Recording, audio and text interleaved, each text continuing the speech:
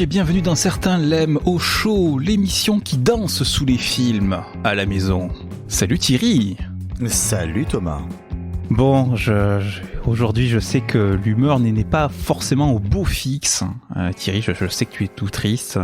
On attendait la réouverture des cinémas avec impatience ce 15 décembre pour découvrir le dernier Quentin Dupieux, Mandibule. Voilà, pour découvrir le dernier Quentin Dupieux, on est d'accord. Voilà, ou pour les blockbusters comme le Wonder Woman par exemple. Dupieux, oui. Voilà, ou bien pour rattraper les films tels que Adieu les cons. Quentin Dupieux. Oui, rattraper Adieu les cons, oui, serait bien, oui. Rattraper Adieu les cons ou Antoinette dans les Cévennes, par exemple. Il y avait tellement de belles choses à voir au cinéma. On s'est précipité vers les salles et puis jeudi, l'annonce est tombée. C'est l'annulation. L'annulation des films qui est tombée, hélas. Fermeture des salles reportée au 6 janvier. Voilà. Et bon, on sait tous qu'avec les fêtes de fin d'année, Noël, jour de l'an, tout ça, il y a très très très peu de chances que ça s'ouvre début janvier. Donc on est parti pour rester un peu plus à la maison. Donc on va attendre un peu. Voilà. Donc on découvrira ça plus tard. Mais c'est pas grave parce qu'on va se rattraper. On va se rattraper et pour se rattraper, on a eu plusieurs solutions. Déjà, on a pensé à la drogue, effectivement. Drogue. C'était pas mal, hein. C'était pas mal. Et finalement, c'était pas mal, mais ça suffit pas. Là, on est dans le mood, on redescend. Là, ça y est, c'est le bad. Et donc, c'est tristesse un peu aujourd'hui. Donc, c'est un épisode consacré à la pluie, qui évoque souvent la mélancolie dans le cinéma. Ou les combats de boue dans Fort Boyard. Hein, Ou les combats de boue dans Fort Boyard, c'est vrai que c'est pas mal ça. On n'a pas programmé de combat de boue ce soir, tiens. Par contre, ce qui fait chier, c'est que dans Fort Boyard, tu vois, maintenant, parlons-en parce qu'ils font ça dans une salle close. Alors, je sais pas depuis combien de temps ils l'ont leur boue, mais c'est dégueulasse. Hein. Ah, je sais pas, oui, il faudrait voir. Bien, avec nous, les kappas de la critique. Vous savez, les kappas, ces démons aquatiques, tout ça. Bon, bref. Ah ouais, j'ai cru que t'allais nous faire un truc de sororité américaine, je sais. Mais oui, moi j'étais partie sur ça, j'ai pas compris. Alpha, bêta, kappa. Non, voilà. Alors, les kappas, alors pourquoi les kappas ? Parce que c'est un démon. Alors, c'est un démon japonais. Alors, ça, c'est pas de bol parce qu'on va parler de films asiatiques ce soir, mais aucun film japonais. Très bien. Le Japon est dans nos cœurs, Même s'il y a un japonais qui se balade ce soir dans les films. Alors, avec nous, en comité réduit, hein, donc avec nous, Thierry, deux amis, S. Amis ES. Oui, ça va. Tu sais, on dit certains l'aiment à chaud. Déjà, on fait pas les liaisons. Alors, on peut oublier les S à la fin. C'est bon. Ouais, voilà. On va dire l'aime ta chaud. C'est ça. Mais ça sonne pas pareil. Bref. Non, pas vraiment, non. Pas vraiment, non. Vous l'avez entendu, en général, au cinéma, la pluie annonce soit un drame, soit un film d'horreur. Dans les deux cas, elle est comblée. C'est Oléonore. Salut. Ouais. Salut. Bon, la deuxième, suspense, elle sait qu'on va parler. Bah oui, j'attends. Voilà, vous l'entendez, à chaque émission, c'est la mousson, tant elle pleure de rire. C'est Yassa, salut Yassa. Salut. Alors, comme vous le savez, dans Claque, donc généralement, on est un petit peu comme une série, en fait. C'est important de voir les autres épisodes pour se rappeler. Et comme dans tous les épisodes suivants, il y a toujours cette petite récompense pour le fan qui a suivi. Et vu qu'on a reçu des commentaires sur ça, moi, j'ai qu'un truc à dire et je veux juste savoir si ça marche. Yassa ? Oui. Prout. Ah mais non, mais... Alors tu rigoles, mais c'était l'introduction alternative que j'avais écrite.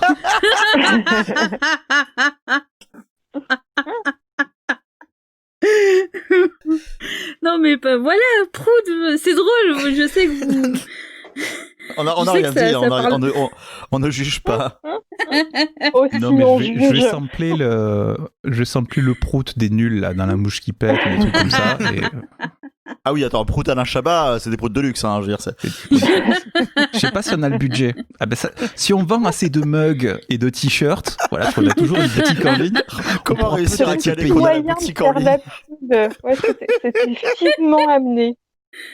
Voilà. Donc, si vous voulez qu'on mette le prout d'Alain Chabat, vous savez ce qu'il vous reste à faire, la boutique en ligne, le lien en description. Dépêchez-vous, c'est jusqu'à début janvier. Voilà. Donc, si on est en décembre, vous avez encore le temps. Voilà, c'est une édition limitée collector. Oh oh. Voilà. Mais par contre, on n'a pas la boîte à prout. Désolé, dans la boutique, je suis navré. Voilà, on est trop joyeux maintenant. Il faut replomber l'ambiance maintenant. Vu les films, bien. Ça va aller. Vu les films, c'est bon. Ça va pas être la grosse joie. Ça va pas être la grosse marade. Quoique, je ne sais pas trop. avec nous ce soir, donc 3 films autour de la pluie. 3 films asiatiques sélectionnés, je l'ai dit. On a choisi donc un film chinois, Une pluie sans fin, et 2 films coréens, The Strangers et Come Rain, Come Shine. C'est une spéciale asiatique, oui, parce qu'on n'allait pas vous infliger une pluie d'enfer ou Noé. Hein, faut pas mais une pluie déconner. d'enfer, attends, Christian Slater, toujours dans nos cœurs lui aussi. Il a disparu comme le Japon. Et pas non plus Chantons sous la pluie. Alors, parce que 1, déjà, c'était trop facile. Et 2, en fait, on le garde pour une émission spéciale qui a été reportée à cause de l'épidémie. Voilà. Suspense. Suspense. Voilà. Donc, mais ça fait quand même un beau programme, malgré tout. Et on commence dès à présent avec le premier film, Une pluie sans fin. 他们都有着相似的外部条件，这应该不是偶然。凶手也许在一个固定的地方物色作案目标。你没想过离开这儿吗？我想去香港，我们挣点钱就一起离开这儿吧。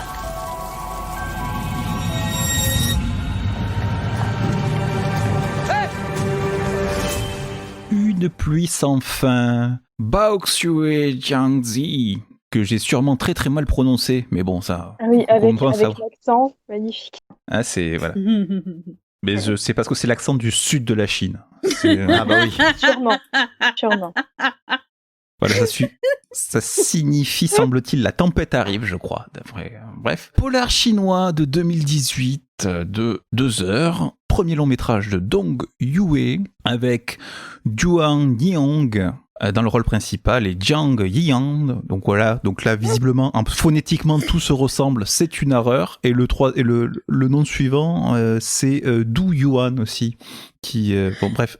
Phonétiquement, c'est très compliqué. C'est pas obligé. Tu peux te limiter à 2 noms, personne t'en voudra. Tu auras essayé, Thomas. Voilà, essayé, le bien. cast chinois, voilà. Alors, l'accent du sud de la Chine, mais pourquoi ? Parce que l'action se passe dans le sud de la Chine, incroyable.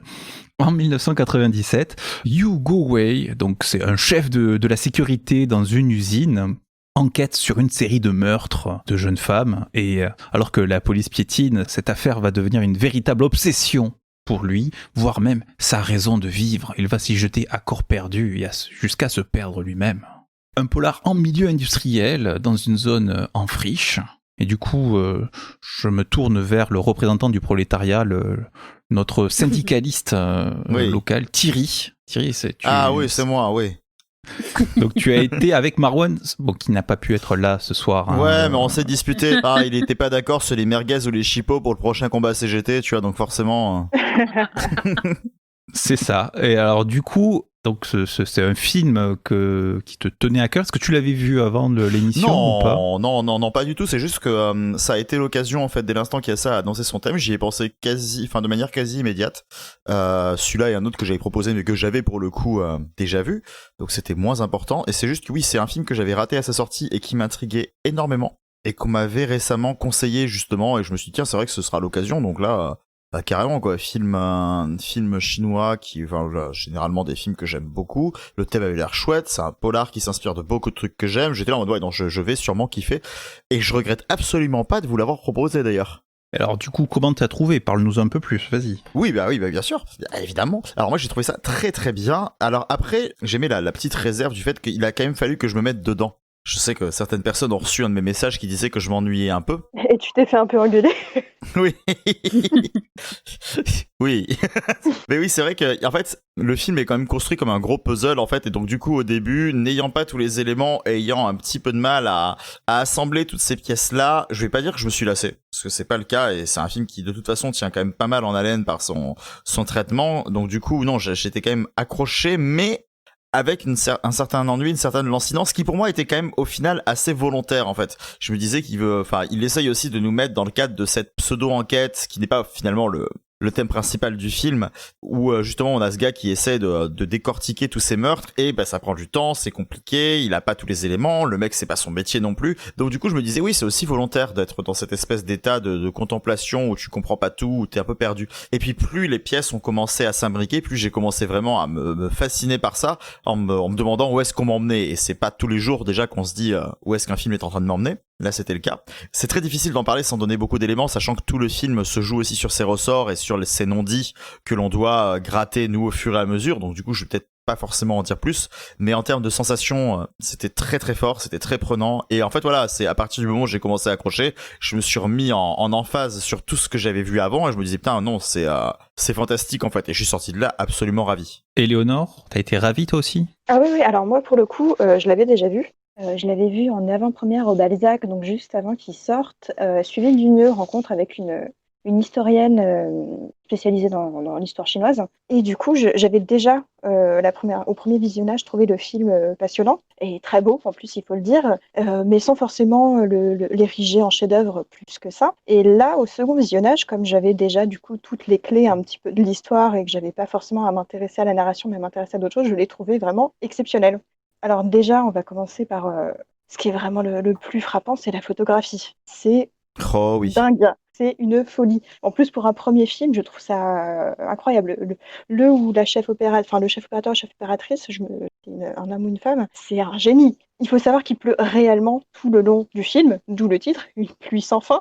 Et du coup, il doit jouer avec des nuances de gris pendant tout le long, qui n'est pas quelque chose de facile à faire. Et c'est une vraie réussite. Que ce soit en travaillant sur du coup la pluie qui fait briller des impairs gris, que ce soit le travail sur la boue qui est du coup pas exactement de la même texture que le ciel qui est gris, c'est sublime.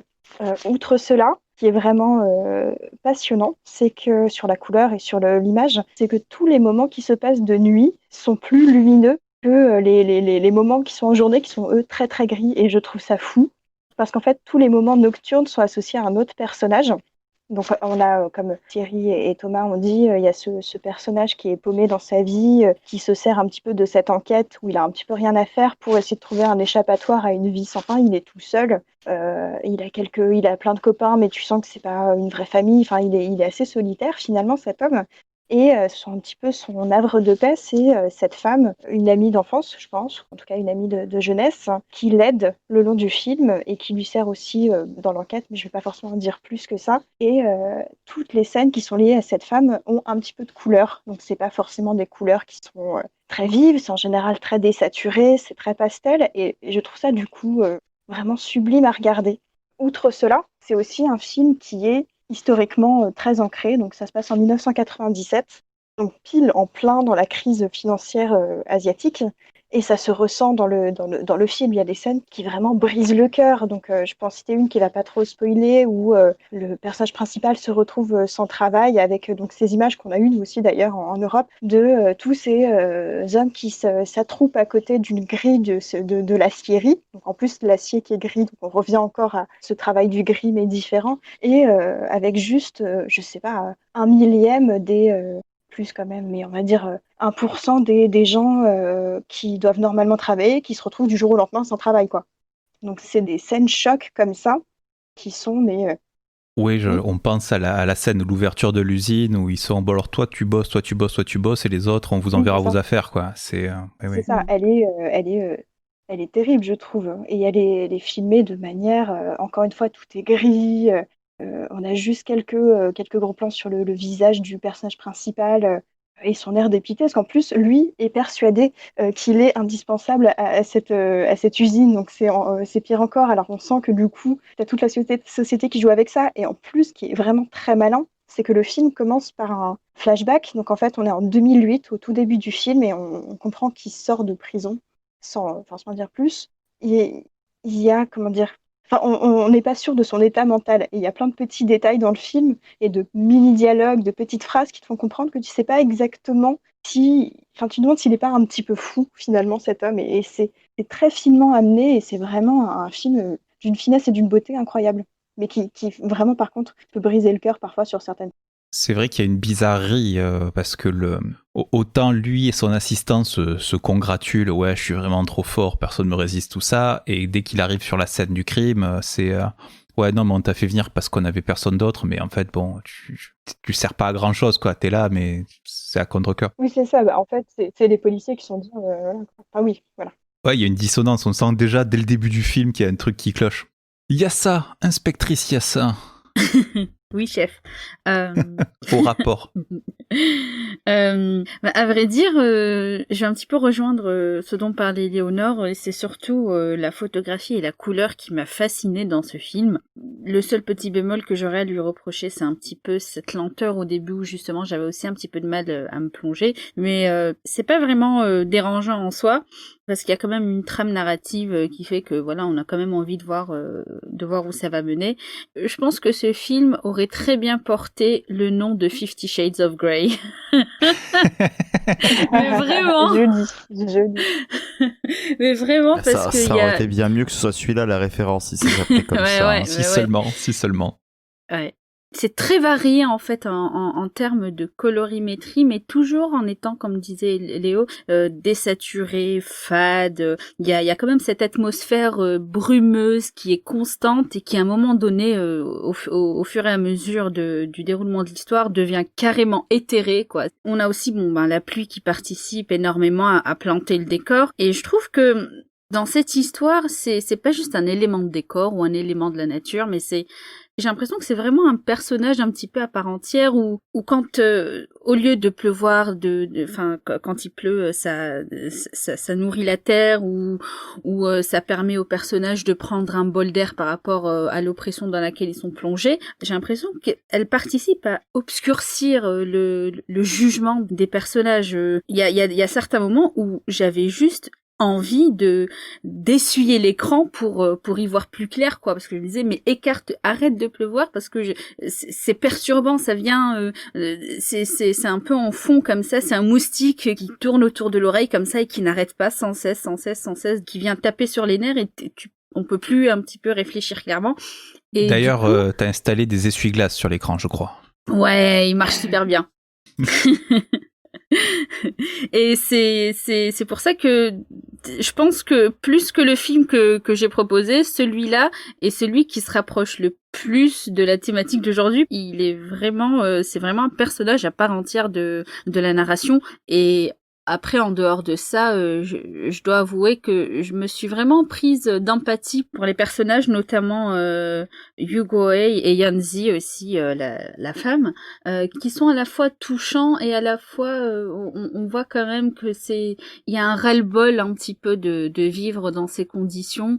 Et pour Yugo-ei, ces histoires de meurtre, c'est un petit peu le dernier fil qui le raccroche en fait à quelque chose, je pense, qui pourrait lui permettre de se sentir vivant à nouveau finalement, même si ça le mène à agir d'une certaine manière au fur et à mesure. Mais je pense que voilà, c'est il y a une certaine humanité dans cette détresse qui m'a profondément touchée dans ce film.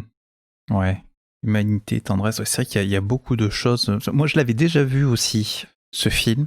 Alors je savais que je l'avais vu, mais en fait, il a fallu que je le revoie quand même pour me rafraîchir l'esprit, parce que je le confondais dans ma tête avec un autre film chinois, Black Coal, qui est aussi un polar en milieu industriel. C'était un entrepôt de charbon, en fait. Il y a une mine de charbon, puis ils répartissent le charbon, voilà. Et donc il y a l'enquêteur qui enquête dans ce milieu-là. Et ces deux films avaient tendance à se mélanger dans ma tête. Donc quand on m'a dit Une pluie sans fin, en fait, il a fallu un petit moment pour accrocher les wagons. Donc en le revoyant, ça allait mieux, les trucs revenaient petit à petit. Et effectivement, on a cet élément industriel, le portrait social finalement de l'insécurité sociale et le désœuvrement. On parle de la pluie, mais on peut voir aussi, il y a beaucoup d'effets de foule aussi. On a parlé de la foule devant le portail, la foule dans la rue, quand il pleut, il y a énormément de parapluies ou autre. Et souvent, le personnage est noyé dans cette foule.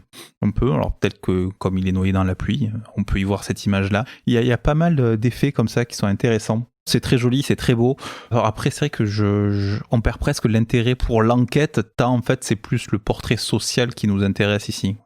Ah bah carrément. Et tu m'as appelé tout à l'heure pour rigoler le syndicaliste de l'équipe, mais c'est vrai que quand on a un minimum d'engagement sur ce genre de combats sociaux, même quand on en a pas, je pense qu'on est tous touchés. La Chine, ce qu'elle se prend dans la gueule dans ce film, c'est assez impressionnant. Je sais pas du tout comment le film a été reçu là-bas, ni s'il a pas été potentiellement un peu censuré, parce que ce serait limite logique vu comment ils sont dans la répression constamment sur tout ce qui peut contrevenir à leur idée de régime parfait. Mais Et c'est très très sale parce qu'on a quand même un mec qui sombre à moitié dans la folie juste parce que c'est une quête de perfection, parce que la société te dit clairement que si tu te fous pas à genoux pour ton travail, que t'es pas prêt à crever pour, tu n'es rien, quoi. Et c'est constamment dans le fond du film, quoi, ça, ce truc qui l'espèce de le tiraille totalement, et je trouve ça très fort, quoi. Alors, il a été nommé dans beaucoup de festivals asiatiques et chinois. Hein. Bon, bah alors que non, bah c'est cool, preuve qu'ils ont peut-être un peu de recul là-dessus, mais j'imagine qu'au gouvernement, ça aurait pu potentiellement gueuler, quoi. Alors après, ça parle de 97, c'était une période particulière, voilà. Et puis en plus, là, il y a un contexte particulier, il y avait une crise économique, il y a aussi la rétrocession de Hong Kong aussi. Il y a des personnages qui parlent, qui disent qu'ils vont quitter la région pour partir à Hong Kong, ce genre de choses. Enfin bon, il y a ces éléments-là. Peut-être que ça joue. Mais justement, par rapport à ce que disait Thierry, par rapport au travail et à l'importance qu'il lui confère là-bas, je trouve que quand même aussi, il y a dans la manière de parler. Alors, je sais évidemment que voilà, ça fait partie des manières linguistiques des Chinois de parler de cette manière, mais je trouve que ici, particulièrement, quand ils se parlent entre eux, il y a quand même une certaine virulence dans le ton et la tonalité qu'ils emploient quand ils parlent aux ouvriers, qui moi m'a fait un petit peu froid dans le dos la première fois que je les ai entendus, c'est que c'est vraiment des enfants qu'on gronde, quoi. On leur dit ben voilà, même si c'est pour dire des phrases toutes banales, hein, mais il y a quand même ce regard un petit peu porté de haut où on leur dit voilà, vous n'êtes rien, vous ne servez pas à grand chose, etc. Et je sais pas, une manière de les traiter qui est quand même assez... Alors, ça m'a pas choqué dans le sens où ça m'a pas surpris. C'est-à-dire que c'est un truc qu'on retrouve. J'ai l'impression, je suis pas sinologue, donc je sais ça. Mais souvent, culturellement et souvent dans les films, ce qu'on voit, c'est que le collectif prime sur l'individu. Et en Chine, en général, c'est pas détendre. Quand on voit des films, c'est souvent l'Empire chinois. Voilà. Donc c'est presque pas étonnant. Et donc on a souvent une autorité qui dirige le collectif et le collectif passe avant l'individu. Et c'est vrai qu'en Chine c'est souvent musclé. Et puis alors c'est pas montré, il y a pas de répression telle quelle, mais tu sens que les mecs quand ils sont à la porte, ils ont envie de gueuler, mais ils sont moyen chauds, quoi. Oui, non mais voilà, c'est un tout en fait qui c'est une ambiance, c'est aussi une manière de parler, une manière de s'adresser aux autres qui fait émerger ce sentiment-là chez moi, quoi. Oui, c'est ça. Je pense que le film aurait eu un problème s'il y avait eu des grèves ou une révolte ou un truc comme ça. Là, peut-être qu'il y aurait eu de la censure. Peut-être que ça a été censuré, d'ailleurs, peut-être. Parce qu'on voit que la police intervient un peu de temps en temps, mais pas de gros mouvements sociaux. Donc, voilà. Après, je sais pas s'il a eu une si grosse sortie que ça au cinéma. C'est vrai qu'en général, le cinéma, il me semble, est assez cher en Chine. Et du coup, même principalement des blockbusters qui vont voir. Donc, bon, il s'est peut-être adressé déjà à un public déjà conquis, même en Chine, on va dire.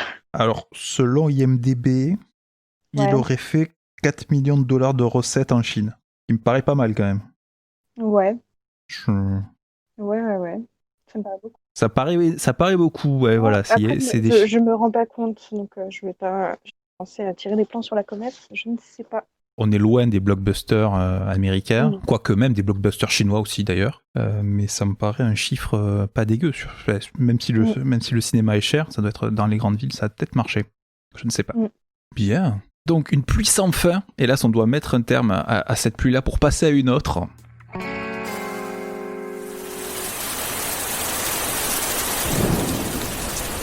자네 낚시할 적에 뭐 어떤 게 걸려 나올지 알고 그런가?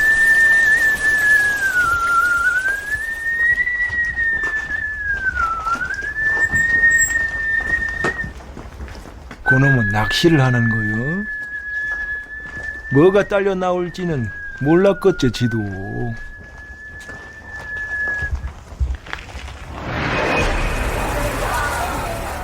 Donc un siffleur, un film sur Kurosawa. Non, pas du tout. Pas du tout un western, absolument pas. The Strangers ou Goksung ou bien The Wailing en version internationale. Allez savoir les traductions. Voilà, c'est des trucs, c'est la magie de l'international. Film 2016 de 2h36 de Na Hong-chin. C'est son troisième long. Il avait réalisé notamment The Chaser. Voilà, en 2005. Film avec Dong Won-nak, qui va jouer le personnage principal, Jong-gu, un enquêteur un peu maladroit qui, dans un petit village de montagne, va essayer d'enquêter sur une série de meurtres assez sauvages et inexpliqués. Et il semblerait qu'une épidémie se développe parmi les habitants qui sont pris d'une soudaine folie meurtrière.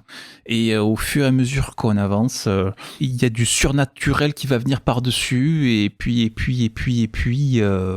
est-ce qu'il faut en dire plus? Je ne crois pas. Voilà. Rumeur, superstition et un japonais, un étranger, bien bizarre. Voilà beaucoup d'éléments sur ce film. Au début du film, quand j'ai commencé le résumé, j'avais noté entre la maladresse du personnage et ces drôles d'habitants qui sont pris de folie, qui sont infectés au début du film, on l'apprend assez vite.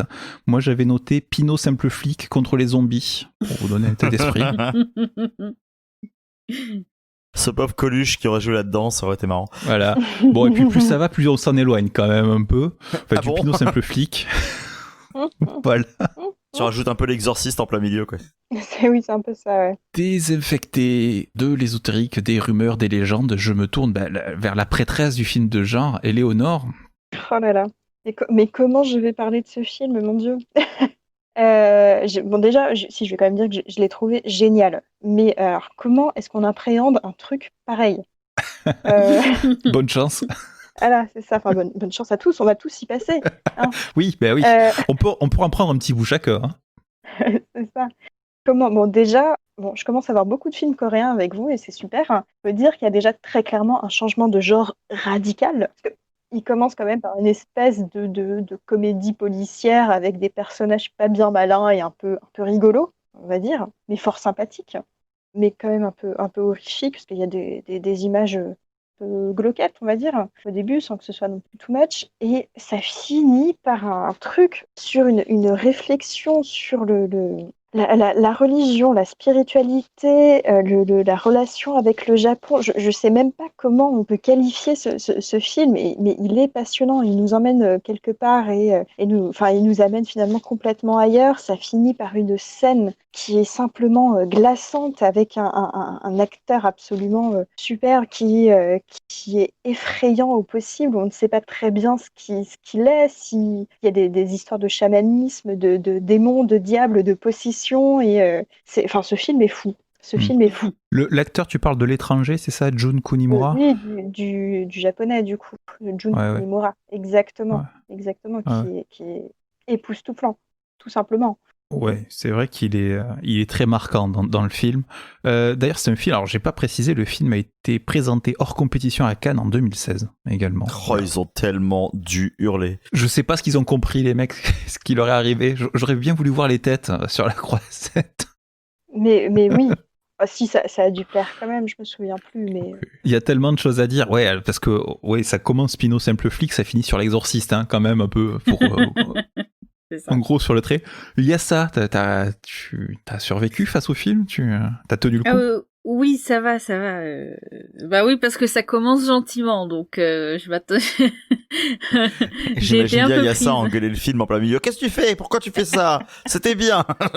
Bah, je dois dire que c'est quand même, enfin, il y a pas de jump scare, de trucs comme ça, de gros body horror tout gluant, tout. Il y a juste du sang, voilà, ça explose et tout, donc ça va. C'est le genre de choses que j'arrive à supporter, donc ça m'a pas dérangé plus que ça, à vrai dire, sauf vers la fin où ça commence à devenir assez graphique, mais bon, pas plus que ça. Et c'est un truc qui mélange un petit peu le légendarium, la mythologie à la fois coréenne et à la fois japonaise, et à la fois qui va puiser aussi dans l'inconscient christique, occidental, biblique, etc.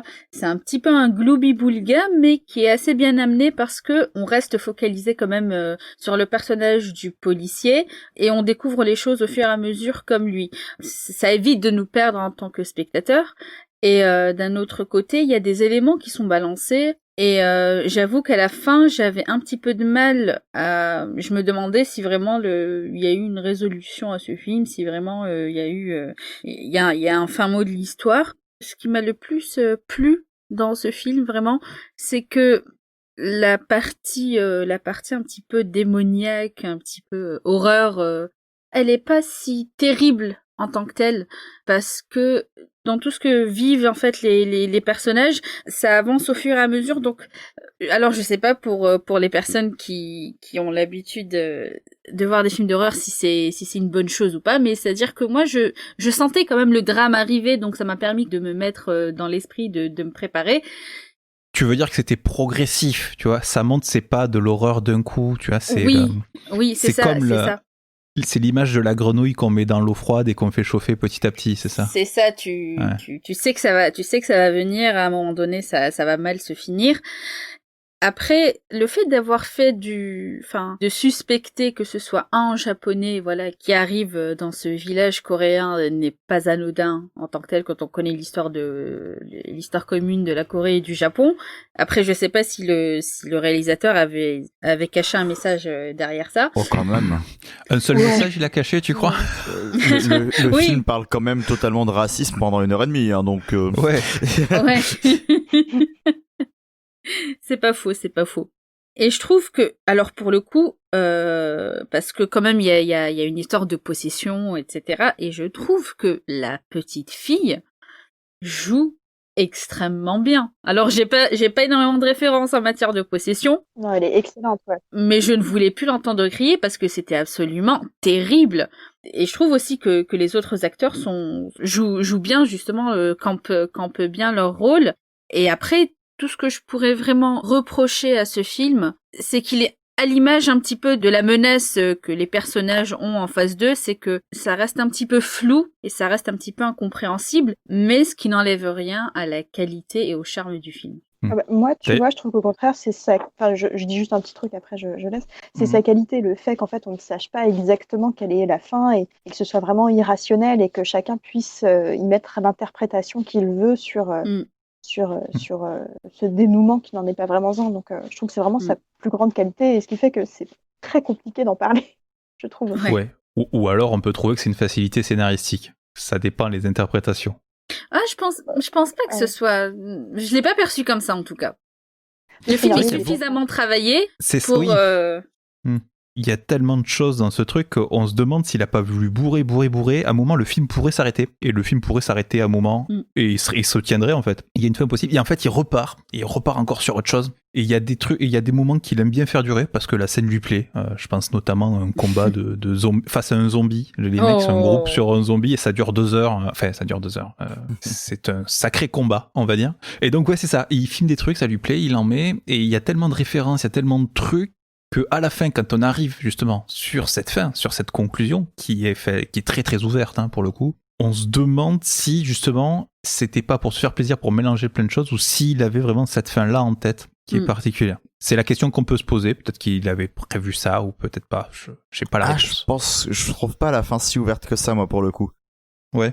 Ouais, mais alors après, c'est avant de revenir justement sur ça, sur le fait que je le trouve pas si ouvert que ça, mais pas fermé non plus, n'exagérons pas. Je vais donner vite fait mon avis sur le film avant justement de partir là-dessus.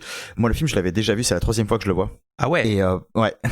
Naong Jin, je suis très très fan. Moi, depuis The Chaser, tu vois, ça date un petit peu et déjà j'avais été assez subjugué. The Murderer, je fais partie du peu de personnes qui l'ont vu parce qu'il a pas été non plus extrêmement. Enfin, beaucoup de gens l'ont vu depuis, mais en tout cas en salle, il était pas non plus diffusé, distribué comme il fallait en France, mais on a eu la chance de le voir. Donc si, Naong Jin, c'est très bien. J'aime beaucoup quand Eleonore, tu dis au début que c'est très difficile, qu'on sait pas du tout comment appréhender ça. J'ai envie de te dire, même quand on connaît très bien Naong Jin, on peut pas savoir comment appréhender ça.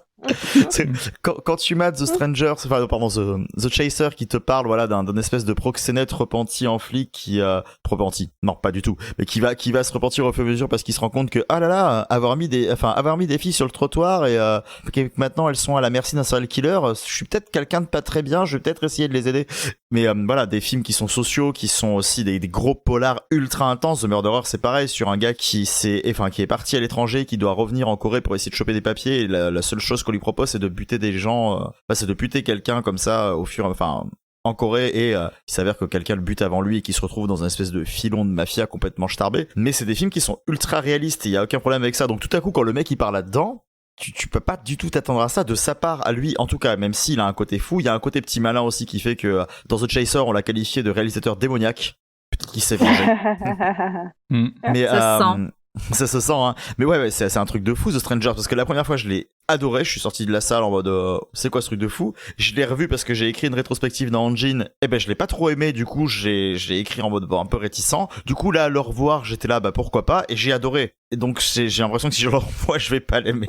Mais c'est ultra clivant, et c'est vrai que le film passe son temps à nous emmener partout avec une énorme cohérence et à la fois aucune, et ça part dans tous les sens. Bon, alors après, c'est vrai que ça coche aussi pas mal les ressorts du film coréen qui justement se doit de changer de style en plein milieu, sinon t'as l'impression qu'il passe pas son diplôme. Et sauf que là ça fonctionne super bien quoi. Et après en fait le seul truc qui fait que cette fin là, que la manière dont ça s'amorce et que la manière dont ça se tourne, c'est plus ou moins dit, c'est juste que le film s'entame par un verset en fait de l'évangile de Saint Luc. Alors je sais plus exactement ce que le verset dit, mais le verset parle du démon et il dit juste que il ne sert à rien de me regarder ou quoi que ce soit, on peut déjà me toucher car je suis parmi vous. C'est un truc comme ça. Et donc en fait pour moi voilà mes pieds, voilà mes mains, un truc comme ça, non? Ouais, c'est un truc comme ça, oui, c'est ça. C'est bien voyez moi. mes mains, Voilà. voyez mes mains et mes pieds, c'est bien moi, touchez-moi et voyez, un fantôme n'a ni chair ni os, contrairement à moi, comme vous pouvez le constater. Bah, merci Voilà, à ça. parfait.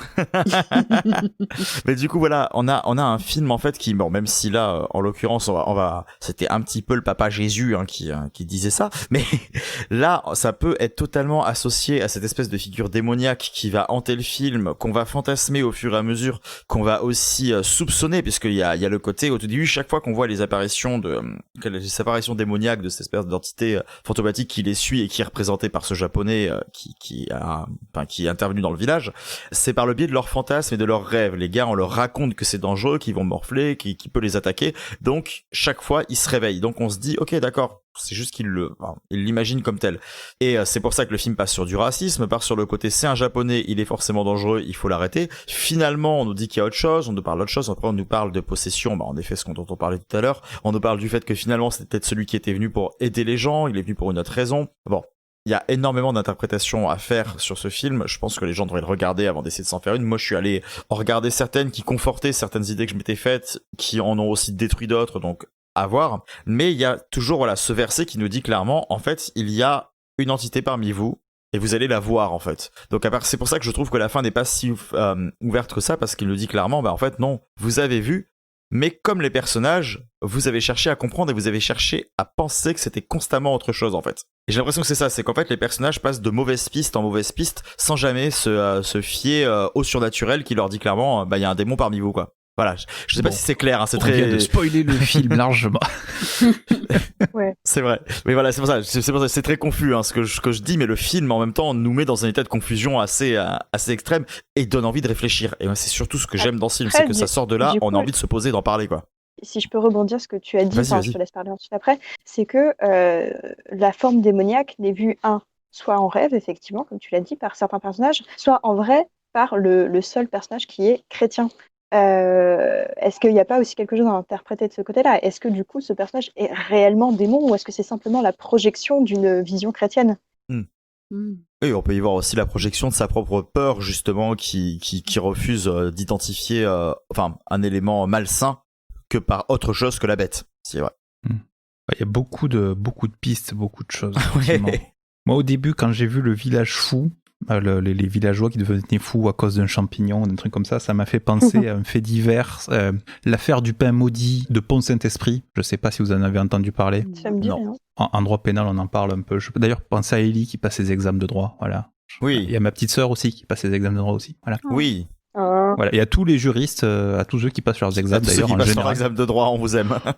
Ouais, pas que les examens de droit, tous les examens. Si on vous aime aussi. On vous aime bien si vous écoutez Claque. Hein, je veux dire, et c'est en fait c'est qu'il y avait, alors je sais plus le terme exact, mais ouais, il y avait un truc dans la farine de blé en fait, il y avait une espèce de champignon, ça a pourri en fait quand le blé est pourri, il y a une espèce de truc dedans et ça, la farine était de mauvaise qualité. Du coup le boulanger a fait du pain avec une mauvaise farine et il y avait cette espèce de champignon, cette espèce de truc dedans qui a rendu le village complètement dingue et les gens étaient fous quoi. Et il y a eu plein de rumeurs. Alors on pense que c'est ça, on pense que ça vient de la farine qui déconnait, mais en fait il y a tellement de rumeurs parce qu'en fait on n'a jamais trouvé vraiment la vérité sur cette histoire. Il y a même des mecs qui disent qu'en fait il y a la CIA qui testait à l'époque, qui faisait des essais, qui avait aspergé avec un avion, qui avait aspergé du LSD sur les champs de blé pour voir les effets dans le coin. Bon, La farine, ça reste l'explication la plus rationnelle quand même. Voilà, bref. Ouais, mais du coup, ça aurait contaminé la farine qui aurait contaminé le pain. Il y a ça, tu n'as pas vu le film, il te dit qu'il faut pas aller vers la version rationnelle. Ah, mais oui, mais... Ça m'a fait penser à l'affaire du pain fou de Pont Saint-Esprit. Voilà, et puis après, il y a plein d'histoires comme ça. Mais alors, moi, un point sur lequel je voudrais aller quand même, parce que là, on a parlé de l'interprétation, l'ésotérisme, le style. Techniquement aussi, c'est quand même nickel. On a un montage qui se régale. C'est quand même le film le plus long de la soirée, et c'est celui qui semble passer le plus vite. C'est quand même, c'est très efficace. On s'ennuie pas un moment. D'ailleurs, on se demande si le Na Hong-jin, il a pas peur qu'on s'ennuie, justement, tellement il se passe de choses, tellement c'est monté. Alors c'est pas précipité, c'est monté très vite, c'est très efficace, mais c'est très lisible et ça se tient beaucoup, contrairement à je sais pas, je vais penser au Drug King de la semaine dernière, par exemple, qui était monté avec les pieds très vite, mais pas bien. Ce genre de choses. Alors sache que pourtant, malgré tout, pour ceux qui peuvent être habitués justement à Na Hong-jin, c'est son plus lent. Écoute, c'est par rapport à ce qu'il fait d'habitude, où c'est des montages ultra épileptiques, où t'as l'impression que son monteur il a pas pris de rail mais qu'il est en train de baigner dedans.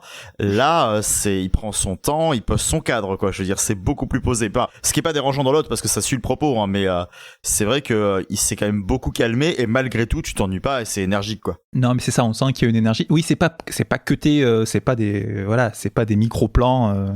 On n'est pas chez l'ami Guy Ritchie, voilà. La ref des micro-plans. Non, voilà, mais ça reste, c'est ça, c'est sur 2h30, ça te lâche pas. Alors bon, il faut s'accrocher parce qu'il se passe beaucoup de choses en même temps. Il y a des scènes en plus, il aime bien quand il y a 2 scènes en même temps, à des endroits séparés, les montages alternés, ça il aime bien aussi, dans le style. Donc ouais, c'est un film très efficace, qui perd un peu, j'ai pas tout compris, donc je prétendrai pas avoir tout compris, et je trouve que la fin, elle est un peu en eau de boudin, donc mais je pense que ça fait partie du truc, mais bon, je reste un peu sur ma fin à la fin. Voilà. Tu parlais de Pinot Simple Flic tout à l'heure. Rassurez-moi, vous vous êtes tous marrés comme des coins au passage où ce pauvre gars, où il se fait tellement bolosser que quand il est assis devant la rubalise, là, le Yellow Scotch of the Police, devant la baraque où il y a eu les meurtres, il y a quand même une nana qui se rapproche de lui en lui balançant des pierres, et le seul truc qu'il fait, c'est ça suffit, hein. Et je vais t'arrêter.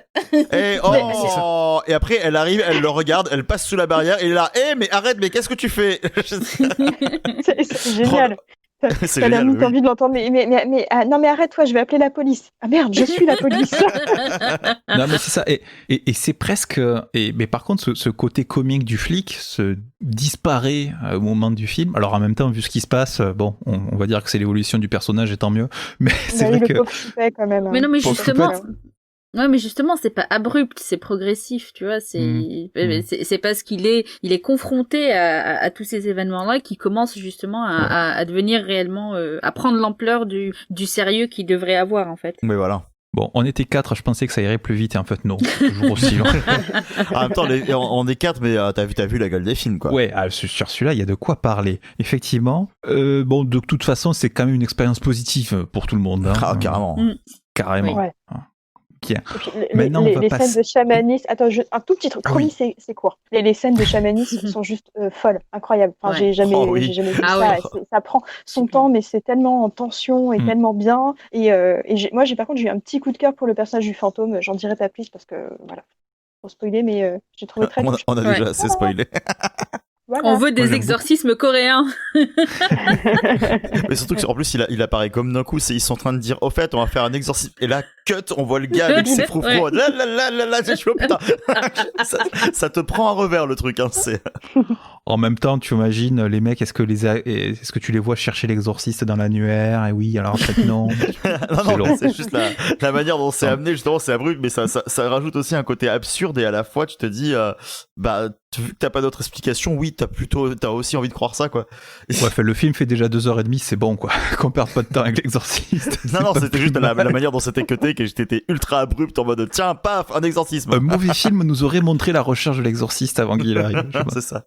Tellement. Bien. Là, on arrive maintenant au film, à la raison d'être de cette émission, le film choisi par Yassa qui nous a proposé le thème. Oui.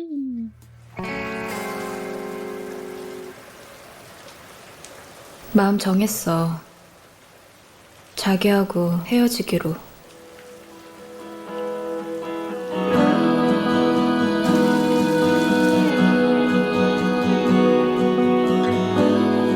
이제 이 방만 정리하면 되나? 자기 참 나이스해. 바람나 와이프 짐 싸는 거 도와주고. 왜 나한테 화내지 않는 거지? 그게 마음이 정해진 이상 그게 얼마나 이기적인 건지 모르지? Quand Yassa a proposé le thème de la pluie, alors qu'on approche plutôt de la saison de la neige, on se doutait bien qu'il y avait quelque chose qui clochait, elle avait quelque chose derrière la tête. Le mystère s'épaissit encore un peu plus quand elle annonce son film. Comme Rain, comme Shine, ou Saranganda Saranganji a Neunda, film coréen de 2011 d'1h45 de Lee Yoon-ki. Une fois qu'on a ces infos-là, on se dit mais mince, mais pourquoi a-t-elle choisi ce film sélectionné à la Berlinale de 2011, mais jamais sorti par chez nous. C'est quand même un film que même Allociné ne connaît pas. C'est pour vous dire à quel point c'est un film de niche. Hein. Et puis on a regardé le casting. Et là, on est tombé sur Yeon Bin dans le rôle de l'homme. Oui, parce qu'il a même pas de prénom dans le film. Et alors quand on regarde Yeon Bin, c'est qui ? C'est un chanteur-acteur principalement connu pour des dramas. Et là, du coup, on comprend tout de suite. N'est-ce pas, Yassa ? Oui, oui.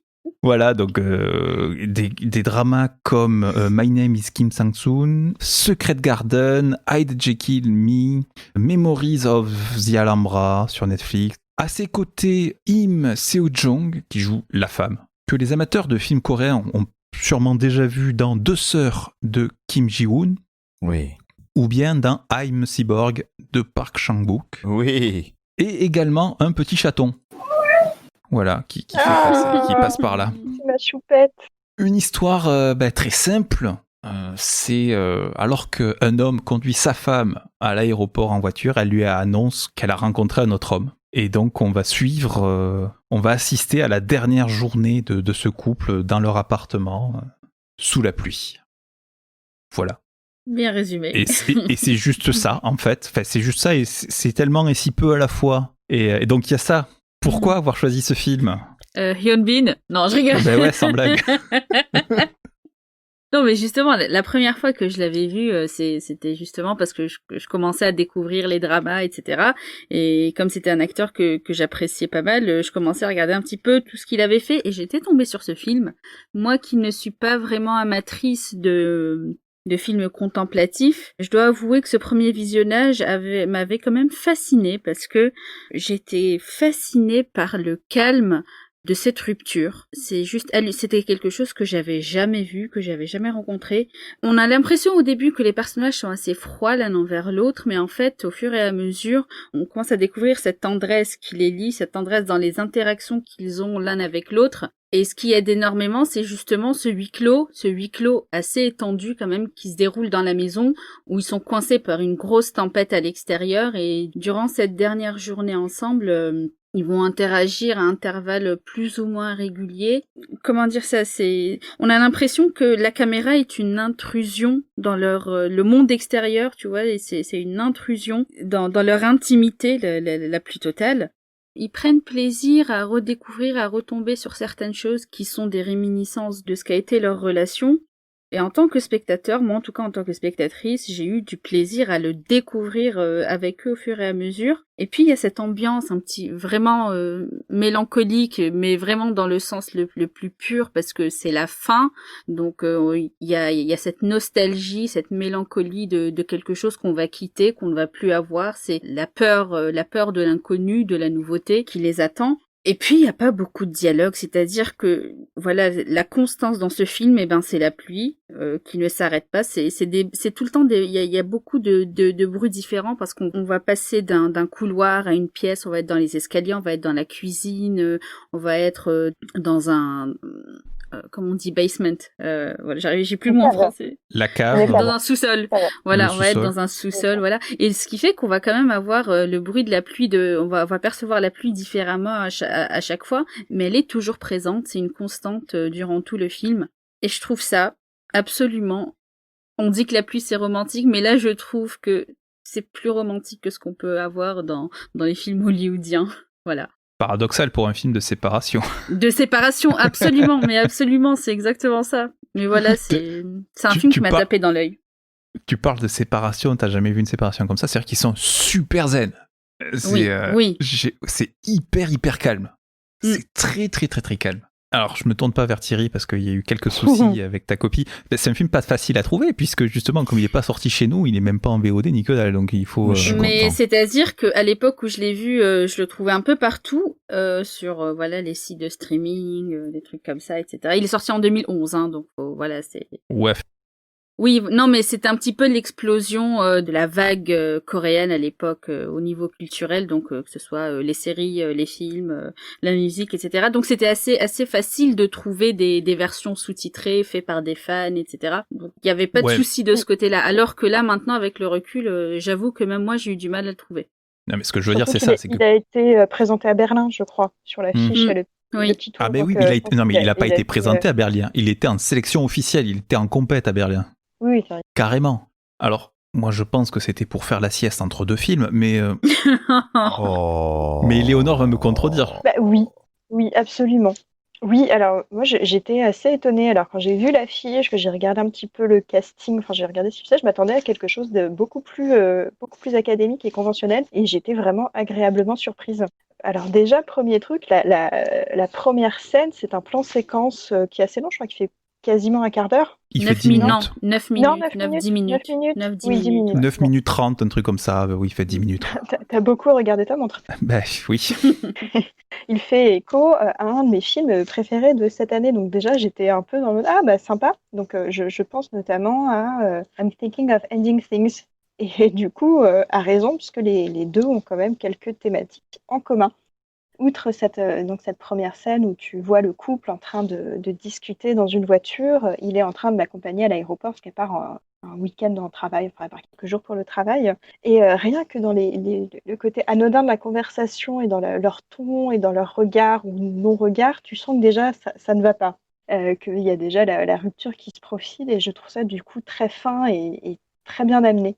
Ce qui amène du coup à toute la seconde partie du film, donc, qui est toute l'intégralité du film, où tu les suis pendant à peu près 1h30 dans cette maison où elle se prépare pour rejoindre son amant et donc réellement quitter la maison pour se séparer. Et c'est terriblement bien fait, dans le sens où déjà rien que la maison est un espèce de labyrinthe où... Déjà, elle est bizarrement fichue, enfin, elle n'est pas classiquement faite. Il y a des étages, des sous-étages, des demi-étages assez étonnants, des couloirs un peu dans tous les sens. Et clairement, ça représente la psyché de ces deux personnages qui sont perdus, qui essayent d'ailleurs de se retrouver quelquefois dans des pièces ensemble, mais ça ne fonctionne jamais. On sent que les deux essayent d'éviter le conflit, et donc ils partent sur cette chose, et à chaque fois qu'ils voient qu'il y a une espèce d'accroche et qu'il y aurait un possible conflit, il y en a un des deux qui part. Du coup, c'est très beau. Et ce qui est encore plus beau, c'est l'utilisation de la pluie dans cette maison.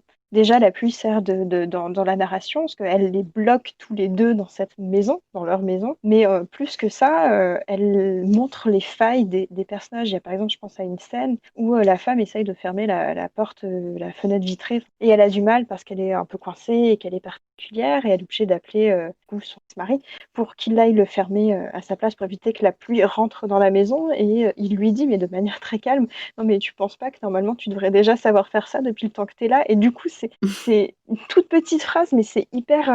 Et c'est à ce moment-là que je suis tombée amoureuse du film. Ah oui, oui, c'est tellement... Du coup, tu comprends là où ils veulent aller et là où ils veulent venir, et c'est tellement joli et tout en subtilité, ou alors... Parce qu'il y a aussi le travail sur les objets. Du coup, la caméra s'arrête beaucoup sur des objets du quotidien.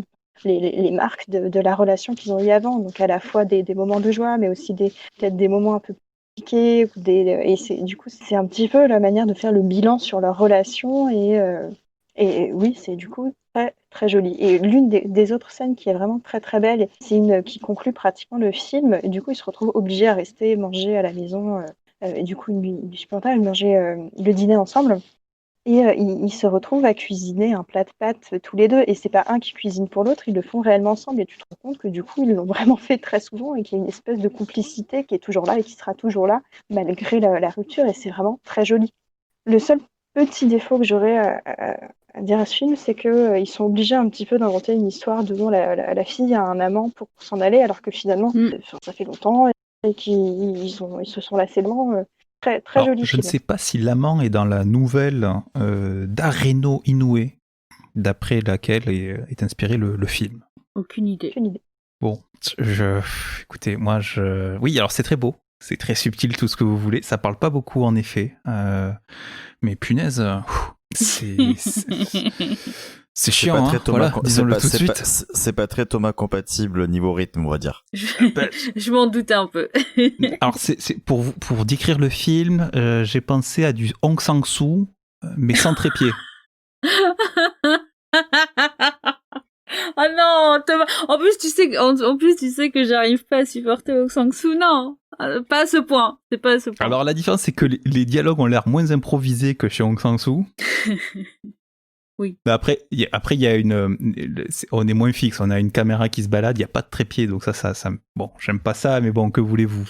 Faisons avec.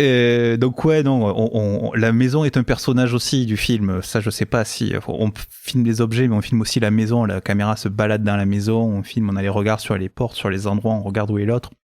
La maison est là, on a ces deux personnages qui sont là sans être là, et du coup, moi j'ai regardé le film en étant là sans être là non plus. C'est l'impression que ça m'a donné, c'est très très lent, c'est presque, ouais, c'est chiant, je reviens, parce qu'en plus il y a ça, tu nous as dit, je sais plus si tu l'as dit pendant l'enregistrement ou off, parce que c'était au début, pour nous dire que le réal aimait bien faire des films chiants. C'était un off. Oui. C'était un off. Il se définit comme ça, des films barbants, il aime bien, voilà, il prend son temps, quoi. Et d'ordinaire, je ne suis pas cliente de ce genre de film, hein, vraiment. C'est juste que là, ça a cliqué, quoi. J'ai trouvé ça très poétique, en fait. C'est ça. Ben moi, ça m'a pas saisi. Donc, en fait, il se passe beaucoup de choses sans qu'il se passe rien, en fait. Mais enfin, vraiment. C'est-à-dire qu'en une demi-heure, on avait fait un café et emballé une sous-tasse. Pour un déménagement, c'est pas super productif. Non, si, on avait mis... Et la fille qui est... Alors, j'ai pas compris qui devait quitter la maison. Je crois que c'est la fille, mais je suis pas sûr. C'est elle, oui, c'est elle. Et donc, elle, en une demi-heure, tout ce qu'elle a fait, c'est mettre des marque-pages dans un livre de recettes de pâtes. Donc, c'est... Elle part pas aujourd'hui, elle quoi. se souvient, elle se fait... Mais en soi, c'est pas grave si elle prend pas toutes les affaires, c'est pas tellement le propos. C'est pas le propos. Mais pour vous dire un peu l'ambiance dans laquelle on est. Et en fait, il y avait un truc, j'ai l'impression que le film faisait exprès. C'est que dès que, ça parle pas, il se passe, bon, voilà, on regarde, on filme un truc, on filme le couloir, on filme la tasse, le mec en train de faire le café pendant 3 plombes. Voilà. Donc en gros, dès que je regardais ailleurs, dès que je prenais mon téléphone, dès que je regardais sur l'écran d'à côté, dès que je sais pas, je regardais ailleurs, il se mettait à parler. Et alors donc du coup, je ratais j'ai dû rater je sais pas combien de répliques parce que j'arrivais pas à me concentrer sur le film. Donc Jacques Rivette. Mais ouais, pas loin, sans les dialogues absurdes. Ça veut dire que c'est le seul truc que j'aurais réussi à caler pendant ce film. Mais d'autant plus que les dialogues sont quand même assez simples, c'est pas du grand lyrisme, mais c'est à chaque fois, il y a au moins une phrase qui est métaphorique et qui renvoie à la situation qu'ils sont en train de vivre. C'est juste, c'est excellent à chaque fois, ça va être soit l'homme, soit la femme qui va balancer cette phrase. Mais ça renvoie toujours à la situation dans laquelle ils sont. Ce qui aide un petit peu parce que c'est vrai que quand on regarde Im Soo-jong, qui a quand même une poker face monumentale, c'est génial, et Hyun Bin qui a quand même le visage caché par les cheveux les 3/4 du temps, c'est pas, oui, voilà, je veux dire, c'est pas simple de détecter leurs expressions faciales, quoi. Et c'est totalement compensé, en fait, par la gestuelle et le positionnement dans l'espace et l'interaction avec leur environnement. Voilà, on a 2 acteurs inexpressifs dans un film où il se passe pas grand chose, donc autant te dire que moi, le plan de séquence de 10 minutes en caméra fixe, hein, parce que la caméra est posée sur le capot, elle les fixe, et voilà, hein, c'est ça le plan quand même. Ils sont sur l'autoroute, oh là là, est-ce que ton milkshake il est trop doux, voilà, oh là là, punaise.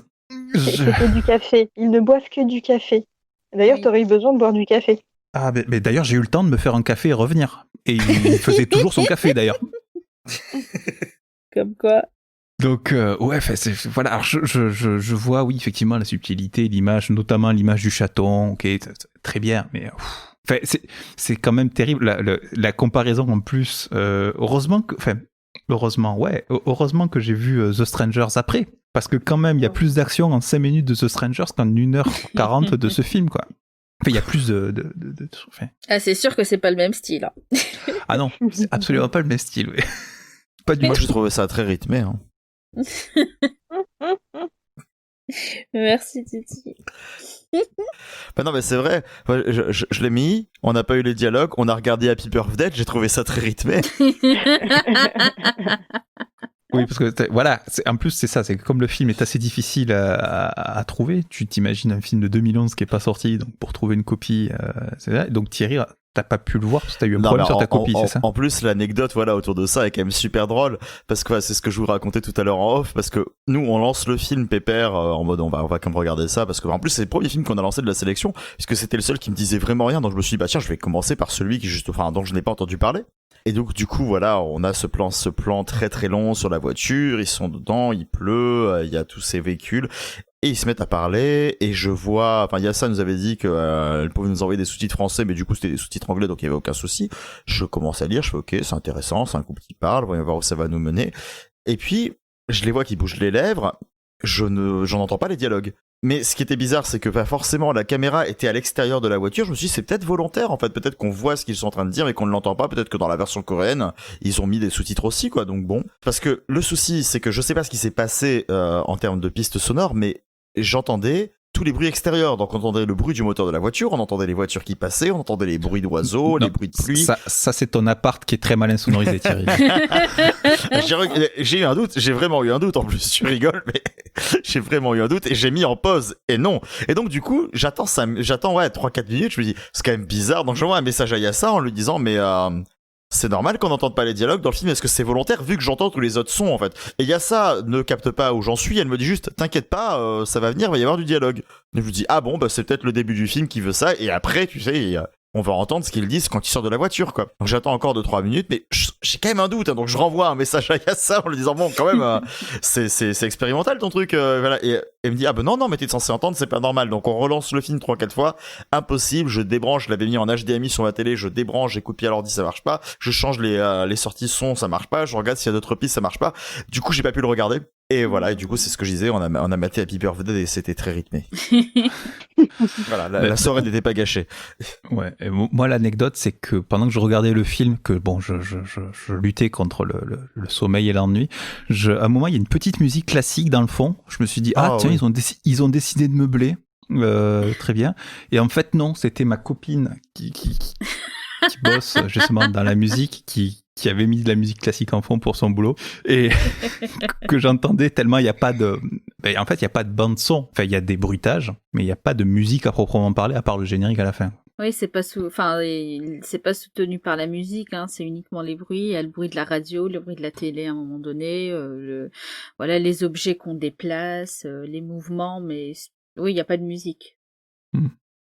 Non, c'est très zen, c'est très zen. Moi, il y a un truc qui m'avait fait marrer tellement c'était zen, c'est que il va pour faire la cuisine, mais on le voit cuisiner, mais genre, il coupe 3 tranches de concombre, mais 3.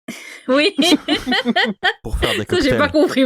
C'est une recette de pâtes très spéciale, j'ai l'impression. Non, c'est ça. Voilà. Mais c'était. Alors moi les pâtes, voilà, on le sait bien plus tard. Et encore, je sais même pas si on voit les pâtes. Je ne sais même plus. Voilà. Si on les voit à la fin, on voit le dressage. Il est là, il est dans sa regardé poêle. ton téléphone à ce moment-là. Ah ouais, mais tu le vois, donc il est là sur sa poêle avec ses grandes baguettes pour secouer, tout ça, voilà. Et donc il y a 3 gnocchis et 2 tranches de concombre qui se battent en duel dans sa poêle. Et il est super zen. Il met des spaghettis après, oh là là. Et puis il y a 3 tomates dedans. Voilà. Et ouais, il y a 2 trucs dans sa poêle. Et mais même, on dit à un moment, ils font ensemble la cuisine avec comme une routine. Mais là, je reviens, on rebondit sur le film. Ils sont séparés même dans la scène de cuisine parce que la cuisine est grande et ils se tournent le dos dans la cuisine, même quand ils cuisinent ensemble. Et on sent non, il y a un la moment. séparation est là. Non. Il y a un moment justement pas du tout. Il est en train elle rajoute de l'eau dans les pâtes. Ils sont côte à côte et ils ont des gestes qui sont très coordonnés, alors que normalement c'est une personne qui ferait ces gestes-là. Et là ils les font à 2 ensemble et sans se bousculer, sans qu'il y ait de problème. On sent l'habitude. Oui, au contraire, justement, c'est très fluide comme gestuel. Ouais. Tu devais regarder ton téléphone à ce moment-là. Ah, mais peut-être. Parce que moi, quand je les ai vus cuisiner, ils étaient dos l'un à l'autre. Elle aussi, elle secouait une poêle avec 2 trucs dedans. Et voilà. Ça aurait Oui, pu justement, expliquer, elle cela dit, avait hein. récupéré la poêle pendant que lui s'occupait de couper les oignons Ouais, de ouais. l'autre côté. C'est con parce que tu vois, ils auraient pu limiter en plus, enfin expliquer, tu vois, si on n'avait pas mis un amant, on aurait pu expliquer ça comme ça. Tu as la femme qui en avait marre que tous les jours il lui prépare 2 gnocchis et 3 concombres. Ah, c'est très C'est pas zen. des gnocchis en plus, c'est de Je l'ail. te Non, quitte, mais- pourquoi ta cuisine c'est de la Oui, merde. En plus, c'est des spaghettis, dit n'importe Mais en plus, elle le lui dit à un moment donné. Elle lui dit pourquoi tu t'énerves pas plus. Enfin, je te dis que je te quitte et tu le prends très bien. Et Il se ça passerait trop de l'énerve. trucs dans le film si le réalisateur n'aimerait pas. Non mais voilà, et il lui répond, il lui dit que il sait que quand elle a pris une décision, elle ne change plus d'avis et il se sent aussi en partie responsable de que leur couple périclite aussi. Donc ça vient justifier un petit peu cet état hyper zen dans lequel ils sont. Bien. De la contemplation d'intérieur, donc. Come Rain, Come Shine, pour les explorateurs d'Internet. Voilà, si vous le retrouvez. Film de 2011, voilà. Come Rain, Come Shine de 2011. Ne confondez pas avec les chansons, les trucs comme ça. Après la pluie, le beau temps, c'est l'heure des recos. Oh, Un chat. Les recos. Le Ah. chat. Les recos. Oui. c'est Ben, Daïka. c'est l'heure des... C'est donc l'heure des recos, les fameuses, les belles recos. C'était le thème de Yassa, donc on va commencer par Yassa. Voilà. Ah ben moi c'est vrai qu'à part les films de cette semaine, j'ai pas fait grand-chose à part regarder The Office, donc je sais pas si ça peut compter comme reco Mais ou tu as pas. regardé The Office et ça, tu vois, hein, c'est beau. Ah, mais tu peux recommander The Office, hein, on ne s'en lasse pas. Bon bah voilà, je recommande The Office. Voilà, C'est tout. c'est des gens starbés, ils sont complètement à l'ouest, mais j'ai appris à les aimer malgré moi. Et On je me les marre, aime. je me marre tout le temps, donc voilà. On les aime. Justement, après avoir vu plein de films avec la pluie, ça fait du bien de voir des gens qui pètent un câble et qui mettent un peu du baume au cœur. Et c'est la première fois que tu regardes ou c'est Ouais. un Ouais, remake? je connaissais de réputation certaines répliques, mais j'avais pas le contexte, etc. Et du coup, là, c'est vraiment la première fois que je regarde toutes les C'est saisons. allé à Et une vitesse c'est- hallucinante quand on lui a dit hey, il y a ça, tu regardes. Et genre le lendemain, il nous a fait oh, je commence la 3e saison. On fait oh putain. Et Bah t'en ouais, es quand où, là, j'aime, c'est je tout binge. Non, mais je T'en pensais es pas où, que là, t'allais autant accrocher. Là, il me reste, je suis au 2e épisode de la 9e saison, de la dernière saison, donc Ah voilà. oui, ah la vache, oui, ah oui, t'as presque fini. Ah oui, Ah, oh, oui, ouais. Elle fait pas une overdose, après tu vas être déprimé une fois que t'auras fini. Tu vas être en bas de Ouais. toi. Ah oui, non, mais ça m'arrive Je souvent, c'est confirme. pas un problème. Voilà, c'était ma reco. Et je crois qu'il pleut dans certains épisodes. Oui, je crois aussi en plus. Ah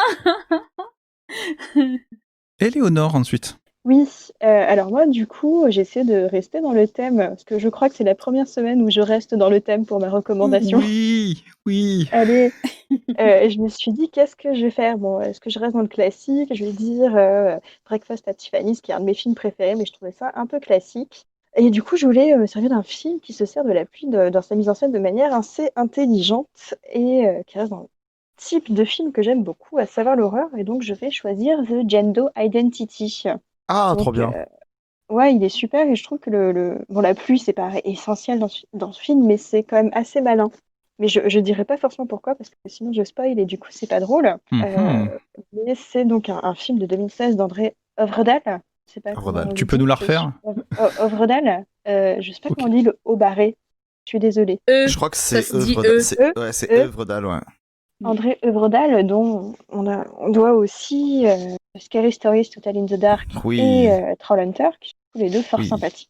Et The Gendo Identity a une mise en scène sacrément intelligente. Donc on suit un père et son fils qui sont médecins légistes et qui reçoivent en fin de journée un corps de jeune femme qu'ils doivent autopsier.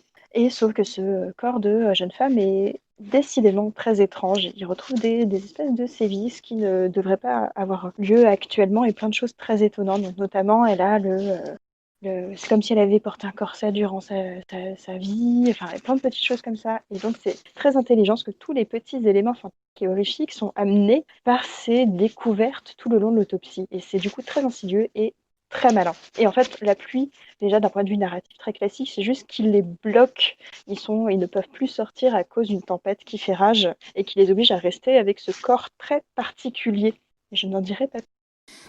Tu m'as donné envie. Non, en vrai, il est vraiment. Tu peux kiffer. Voilà. Ça, Et tiens, si j'ai juste un petit truc pour les copines, Demoiselle d'horreur, donc Judith a fait une analyse sur ce film qui est très bien faite, comme toujours, et très elle est intéressante. super, donc, son analyse. Voilà, exactement. Allez jeter un J'écouterai. petit coup d'œil.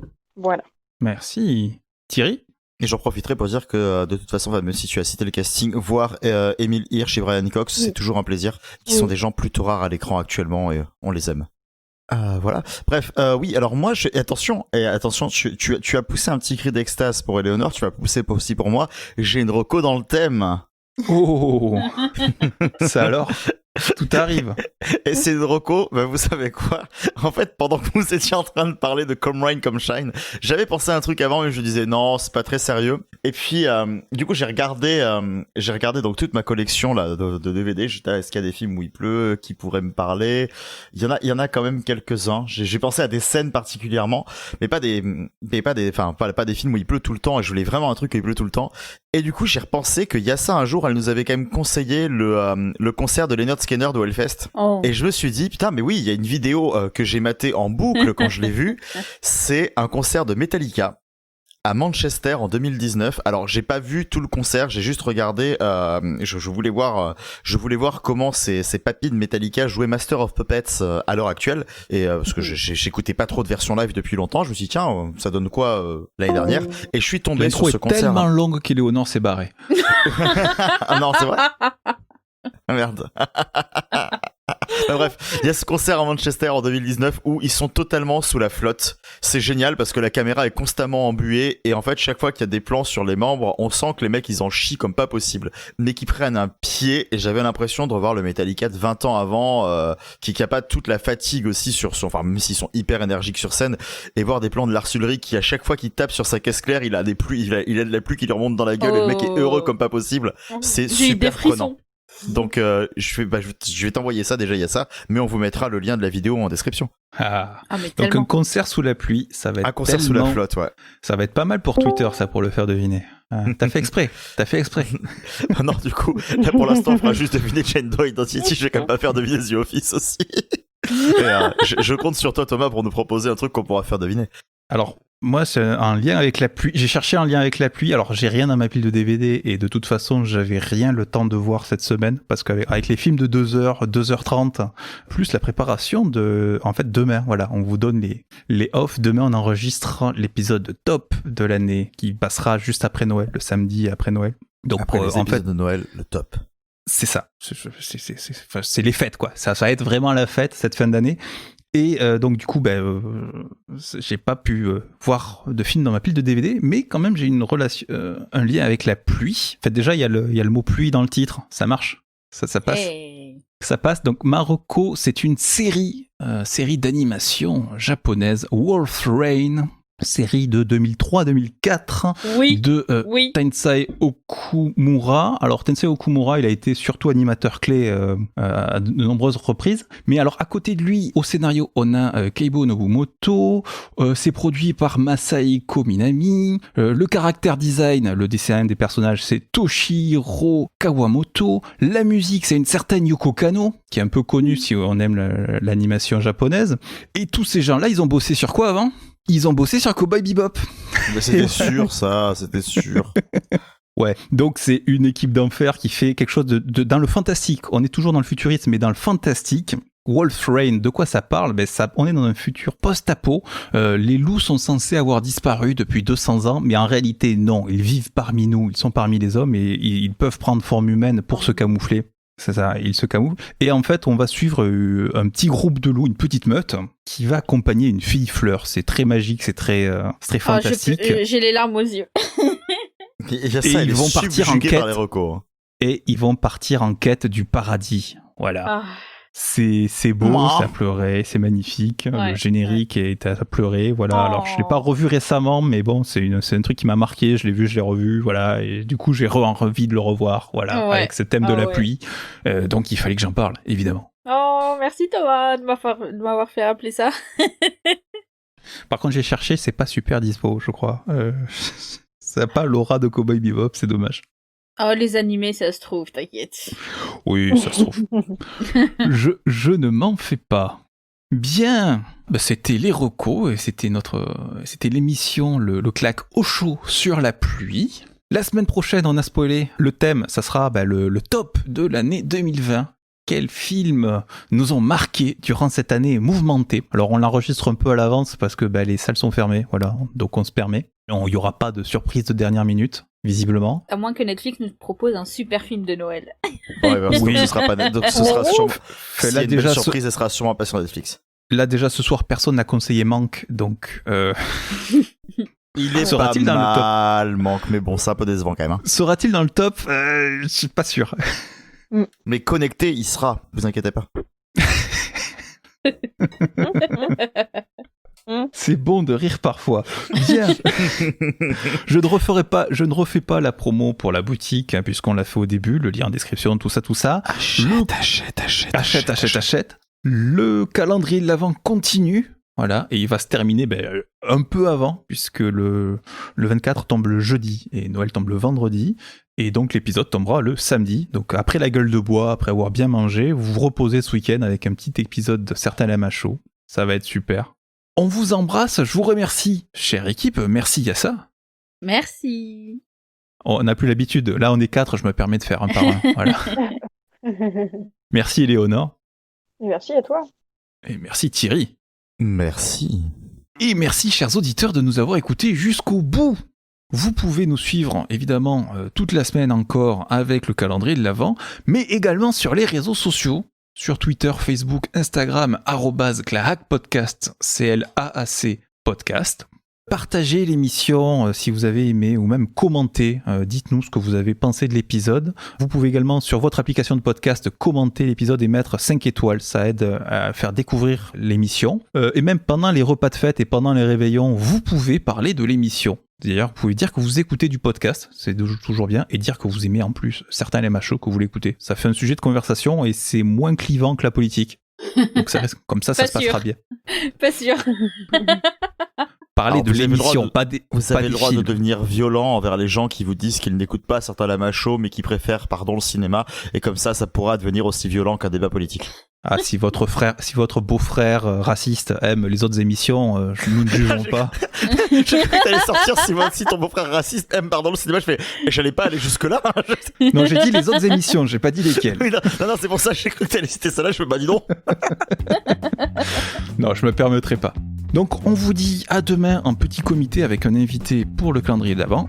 À samedi prochain pour l'émission, le top de l'année, la dernière émission de l'année, parce que nous aussi, quand même, on va avoir une trêve de Noël, voilà, avant l'année. Je pense que 2020 a eu assez d'émotions comme ça. À très très bientôt, ou même à tout de suite si vous écoutez les épisodes à la suite. Bisous, bisous, bisous. Bisous. Bisous. Et joyeuses fêtes.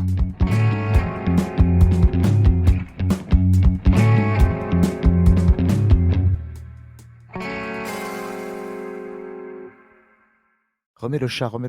Oui. Oh. Bisous Marwan. C'est bon, je me casse. Non, il veut pas. Bisous Ellie. Salut. Bisous Hera. Non, c'est bon, stop. Branlette. Grosse branlette. C'est tout ce que Claque, c'est aussi ça. Voilà, Je m'en lâche pas.